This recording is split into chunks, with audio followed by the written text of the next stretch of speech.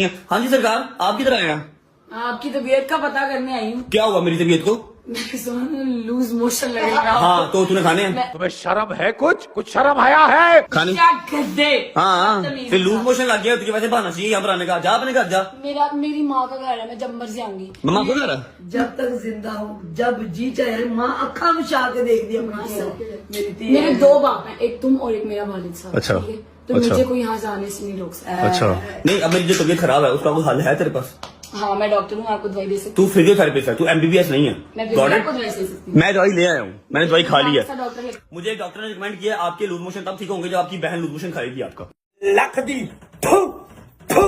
हाँ तो भाई कैसे हो आप सब? तो जैसे कि तुम लोगों को पता है कि अनस अली और रजब भट्ट ने रोला डाला हुआ था पिछले कोई 2 महीनों से अवाम की दिमाग की दही करके रखी हुई थी कि आज जाओ लड़ते हैं, बॉक्सिंग मैच करते हैं, ये करते हैं, वो करते हैं। भट्ट साहब का तो वैसे भी 24 घंटे बदमाशी सीन ऑन होता है, लेकिन रिंग में तो भट्ट साहब की पोटी निकल गई है। मतलब कि सिर्फ एक ही मुक्का लगा और भाई साहब लंबे हो गए हैं। भाई ने बोला अब तो मैं उठना ही नहीं हूँ, जो मर्जी कर लो।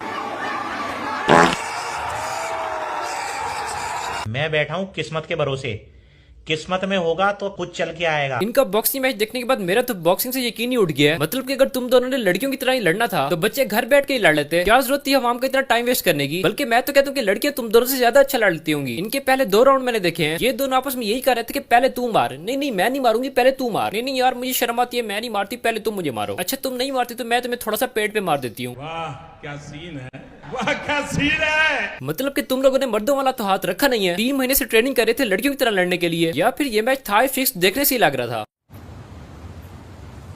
कोई बात नहीं, हम तो ये है। अगर तुम लोग गौर से देखो तो ये दोनों आपस में लड़ ही नहीं रहे। पहले 2 राउंड इन्होंने ऐसे ही मुका दिए एक दूसरे को मुक्के दिखाने में। मुझे तो लगा था कि ठीक ठाक फाइट होनी है, कोई एक दूसरे का मुंह तोड़ेंगे, लेकिन यकीन मानो सारी की सारी चेस खराब कर दी है। और आखिरी राउंड में भट्ट साहब को एक मुक्का लगा और ये लाम लेट हो गए। मतलब कि यार लख दी थू तुम्हारी बॉडी पे। तो अगर देखा जाए तो ये बॉक्सिंग मैच अनस अली जीत चुका है। अब सिर्फ मैं रजब भट्ट से यही पूछना चाहता हूँ, ਇਹ ਸੁੱਤਾ 5:30 ਵੀ ਹੈ ਠੀਕ ਹੈ, ਉਹਨੂੰ 3 ਮਹੀਨੇ ਹੋ ਗਏ ਨੇ ਉਹ ਟ੍ਰੇਨਿੰਗ ਕਰ ਰਿਹਾ।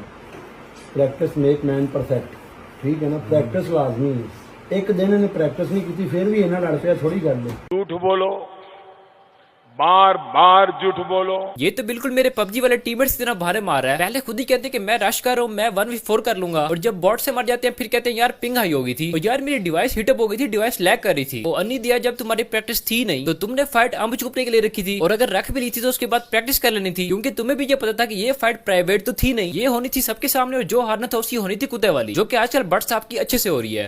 पहले से आराम है। चलो इन दोनों का आपस में बॉक्सिंग मैच पूरा हो गया और एक ने अपना मुकाला भी करवा लिया। अब ये रियल था, फेक था, प्री प्लान था, फिक्स था, जो भी था होना था हो गया। अब जरा मुझे तुम लोग बताओ कि तुम लोगों को आपस में लड़के क्या मिला? ये जो रजब फैमिली है और दूसरी तरफ वो शटोपिफाई की फैमिली है, तुम लोगों को एक दूसरे के साथ